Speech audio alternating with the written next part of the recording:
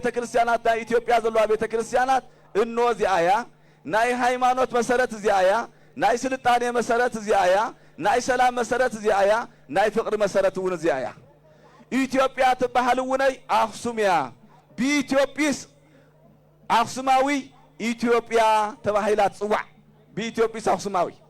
ኢትዮጵያ ሰውዚ መቃብሩ በኢትዮጵያስ ኢትዮጵያ ተባሂላ ኣብ መጽሐፍ ቅዱስና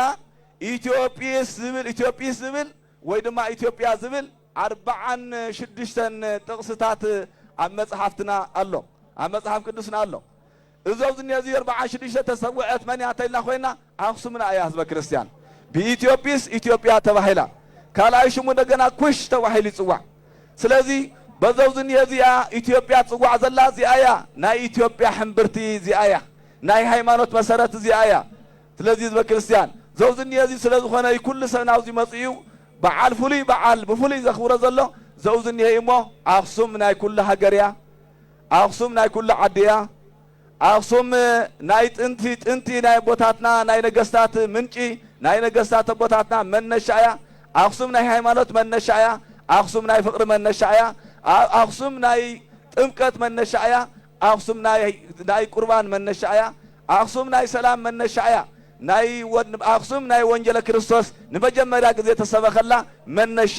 የህዝበ ክርስቲያን ስለዚ ኩላኹም መጽኦም ዘለኹም ናፍታ መነሻኹም ዝኾነት ጽዮን አድያና ኢኹም መጽኦም ዝንየኹም ኩላኹም ዝንየኹም ህዝበ ክርስቲያን ስለዚ ዘውዝን የዚ ቃል እዚዩ ዘውዝን የዚ ቃል እዚ ሒና የንኸረ ዘለና እንታይ ይተልና ኮይና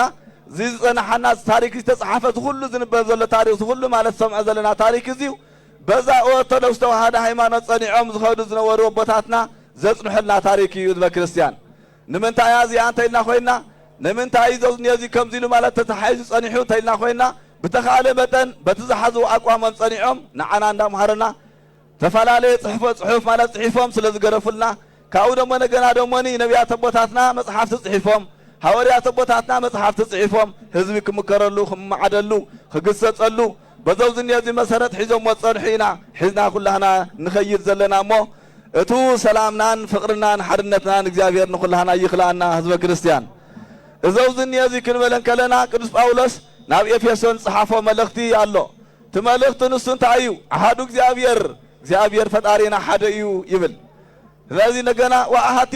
ጥምቀትና ውን ሓንተያ ቤተክርስቲያንና ውን ሓንተያ ይብል ቅዱስ ጳውሎስ ስለዚ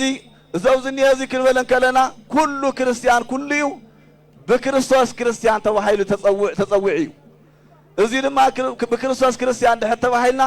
አባና ክርስቲያን ክርስቶስ ዘይፈቶ ስራሕ ንሰርሕ እንድሕር ኮይና ናይ ሃይማኖት ተኸተልቲና ክንብል ህዝበ ክርስቲያን ኣይንኽእልን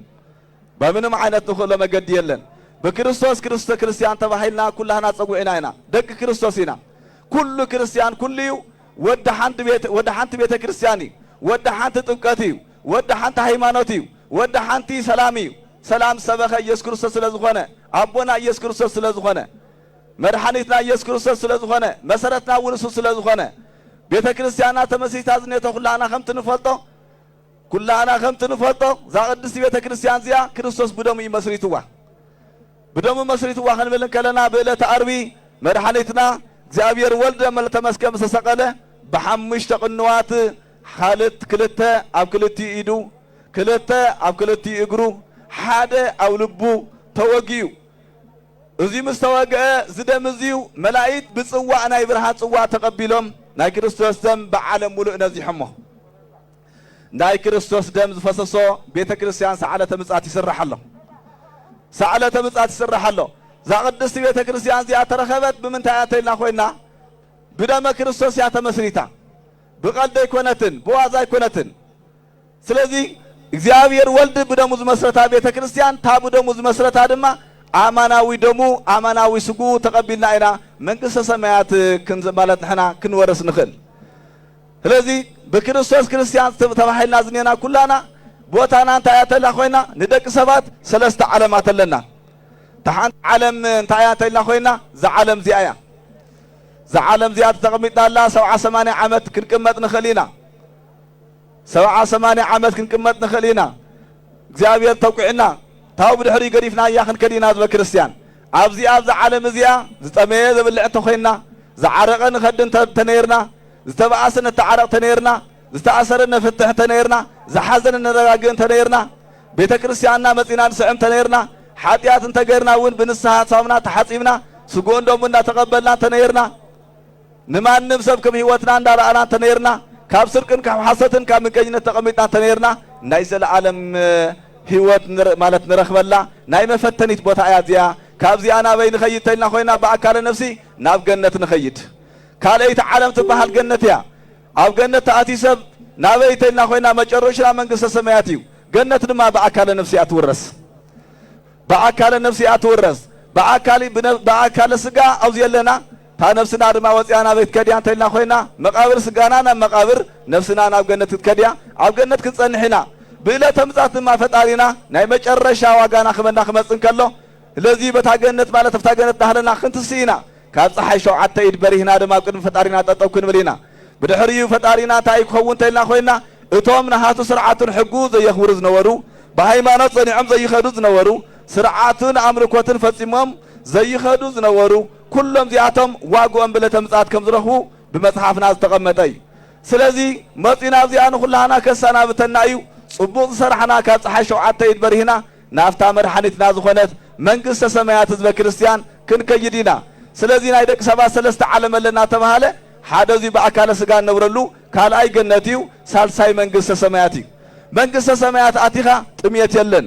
መንግስተ ሰማያት ኣቲኻ ጽምኣት የለን መንግስተ ሰማያት ኣቲኻ ዕርቃን የለን መንግስተ ሰማያት ኣቲኻ ድንግል ማርያም ኣማልድኒ ዝበሃል ልመና የለን ቅዱሳን ዋልድና ዝበሃል የለን እዚ ስርሖለይ ዝበሃል የለን ካብ ፀሓይ 7 ኢድ በሪህና ፈጣሪና መሲልና ንዘለዓለም ንነብረላ መንግስተ ሰማያት እያ እዚኣ ብምንታይ ትርከብ ህዝበ ክርስቲያን ብምንታይ ትርከብ እዛ መንግስተ ሰማያት እዚኣ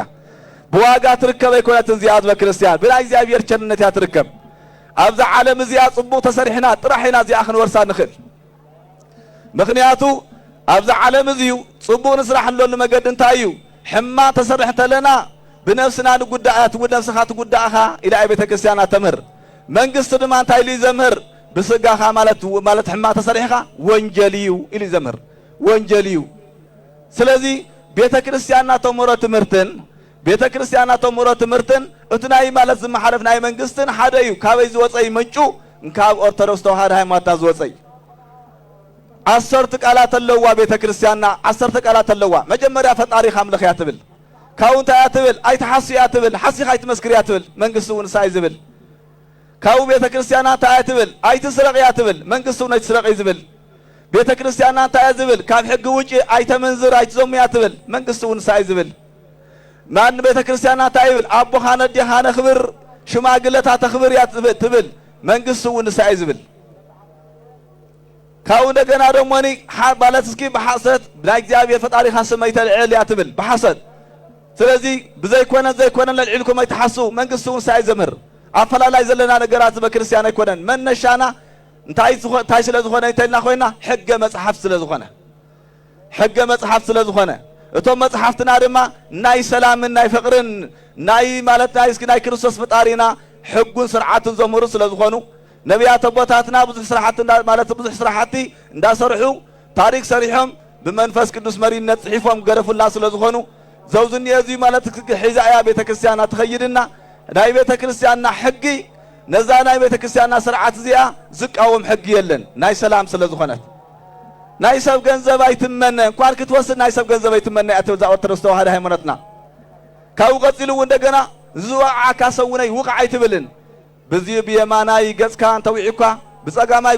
ጎንኻ መሊስካ ሃቦ እያ ትብል እምበር ተዋቃዕ ኣይትብልን ሰብ ቅተል ኣይትብልን ሰብ ጽረፍ ኣይትብልን ሰብ ኣዋርድ ኣይትብልን ስለዚ እዚኣ እንታይ እያ እንተኢልና ኮይና ተወቃዕ እያ ትብል እምበር ውቕዕ ኣይትብልን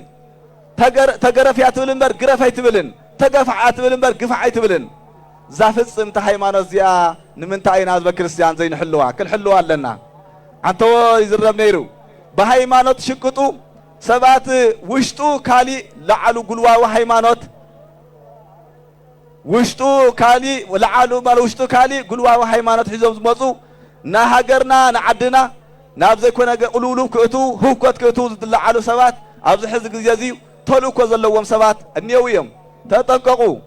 ሃይማኖት ፋሽን ኣይኮነን በብግዜ ዝቕየር ጨርቂ ኣይኮነን በብግዜ ማለት ንኽደኖ ክዳን ንቕይሮ ክዳን ኣይኮነን ሃይማኖት ጥንቲ ዝነበረት እያ ሕጂ እውን ዘለዓለም ትነብር እያ ስለዚ ካብ ሃይማኖትና ውጭ ወፅኦም ሕማቕ ሰርሑ ነገስታት ሕማቕ ታሪክ ዘለዎም ኣብነት ጽላተ ሙሴ 3 ግዜ ተሰዲዳ ኸይዳ ካብ ኣክሱም ሒዞማ ኸይዶም እዮም ቅድም ክብል ዮዲት ጉዲት ብ842 ዓመተ ምህረት ሕማቕ ስራሕቲ ማለት እስከ ኢትዮጵያ ሰሪሓ እያ ሕማቕ ታሪክ ሰሪሓ እያ ቤተ ክርስቲያን ዘውዝኒሄ ብዕንቁን በወርቅን ተሰርሐ ናይ ኣክሱም ህንፃ ናይ ኣክሱም ተሰርሒ ዝነበረ ብሓወ ቃፂላታ እያ መጨረሻ ብህወት ጠፊኣ ናሃታ መቃብር ንፋስ እንዳወፀ እንኳን ንባዕላ ተጎዲያ ብዙሕ ነገራት ናተራእየ ዝርከብ ሕማቕ ሽታና ሸተተ ዝርከብ ክሳዕ ሕዚ ዮዲት ጉዲት እግዚአብሔር የለን ኢላ እግዚአብሔር ግን ኣሎ ንሳ ግን የላን ግራኝ መሐመድ ድማ ብ1536 ዓመተ ምህረት ተላዒሉ 15 ዓመት ኣውዝኒየዚዩ ነጊሱ ዮዲት ጉዲት 40 ዓመት ነጊሳ እያ ንሱ ድማ 15 ዓመት ነጊሱ እዩ ቤተ ክርስቲያናት ብምሎም መቃፂልዎም ክርስቲያን ብምሎም ሓሪድዎም ክርስቲያን ብምሎም ቀቲልዎም መጽሐፍቲ ብምሎም ክቃጸለለው ኢሉ ኣውጁ ብዙሓት መጽሐፍቲ ተቃጺሉ ግራኝ መሐመድ የለን ቤተ ክርስቲያንና ግን ኣላ ቤተ ክርስቲያንና ግን ነቶም እዚኣቶም ብሕማቕ ታሪክና ተጸውዑ ይነብሩ ኣለዉ ካብኡ ድሕር ክብል መሽ እንደገና ደሞኒ ብ17 ክፍለ ዘመን ሃፀይ ሱስንዮስ ድማኒ ናይ ውጭ ሃገር እምነት ዘይመስሎም እምነት ማለት ሰባት ተታሊሎም ሕማቕ እምነት ሒዞም ኣብ ኢትዮጵያ ዝነበሩ ቅርስታት መጽሐፍቲ ኩሎም ማለት ከም ድጓ ዝመሰሉ ከም ኣውሻኽር ዝመሰሉ ክቃጸሉ ኣለዎም ኢሎም ዓብይ ማለት ሃይማኖትና ሽግር ማለት ፈጢሮም ቤተ ክርስቲያንና ክዕፀዋ ገይሮም ብዙሕ ጸገማት ብዙሕ ሽግር ማለት ፈጢሮም ንሶም ክመቱን ከለው ድማ ብህመት መልሓሰብ ተዘልዚሉ ብህመት እዮም ጠፉ ታሪኮም ሕጂ ብሕማቕ ታሪክ ናት ዘጸውዐ ይነብር ኣሎ ካብኦም ዝተወልደ ፋሲል ግን ብሃይማኖት ጽልዕ ስለ ዝነበረ ፋሲልን ገስ ሃይማኖት ይመለስ ተባሂሉ ተኣወጀሉ ዘይወጽሑ ናብዛ ዓመት እዚ ክወጽሑ ዝሙነይ ዝነበሩ ብተፈላለየ ካባና ተፈለዩ ብዙሓት እዮም ካብኡ እንደገና ክመፁ ማለት ይሙነይ ነሮም ብተፈላለየ መገዲ ካባና ተፈልዮም ዝወዓሉ ኣሕዋትና እውን ብዙሓት እዮም ንሕና ግን እግዚአብሔር ዘብቅዓና ስለ ዝኾነ ኣብዙ ማለት እስኪ ቀሲልና ኢና ብስርዓት ኢና እቲ ቦታና ኣኽቢርና ክንከባበር ዝግባአና ዝበ ክርስቲያን ተባዓልና በዓልትና ኢና ክነኽብሮ ዝግባአና እሞ ኣብዞ ዝንየዚ ምድፋእ ምንም ጸገም ዘለዎ ነገር ስለ ዘይኮነ ብፍላጥን ብዘይፍላጥን ኣብዙ ክንዳፋእ ንኽእል ኢና ስለዚ ኩላህና ብጸጋ ተቐቢልና ታቦታና ግን ክፍቲ ንግበራ ቁራና ድሕር ንበል ኩላህና ታቦታ ክፍቲ ንግበራ ድሕር ንበል እሞ ታቦታ ንሕልፎም ስለዚ ዘውዝኒሄ እዚዩ ዝበ ክርስቲያን እዚኑ ማለት እስኪ ንበልን ከለና ከምዚ ኢሎም ማለት ሞይ ማለት እስኪ ሓሊፎም ሕማቕ ታሪክ ውነይ ተጻሒፍሎም ሓሊፍ እዩ እና ዛ ሃይማኖት ዘውዝኒሄ እዚዩ ብተኻለ መጠን ዛ ኦርቶዶክስ ተዋህዶ ሃይማኖትና ሒዝና ንሕና ድማ ጽላተ ሙሴና ሒዝና ማእኸልና ገይርና ዓድና ቅድስቲ ኣክሱም ታሪክ ሰርሕ ኣክሱምና ሒዝና ንሕና እግዚአብሔር ፈጣሪና እንዳለመና ብተኻለ መጠን ንሃገርና ሰላምን ፍቕርን እግዚአብሔር ከም ዝበና ዘጠራጥረና ነገራት ኣይኮነን እሞ ሰላምን ፍቕርን ንኹላህና መድሃኒ ዓለም ይሃበና ሰላምን ፍቕርን ንኹላህና ይሃበና ስለዚ ንዓመታ ከም ዝለምውን ንኹላህና መድሃኒ ዓለም ይዕቆረና ዝበ ክርስቲያን ንኹላህና ይዕቆረና አብረሂ ጽዮን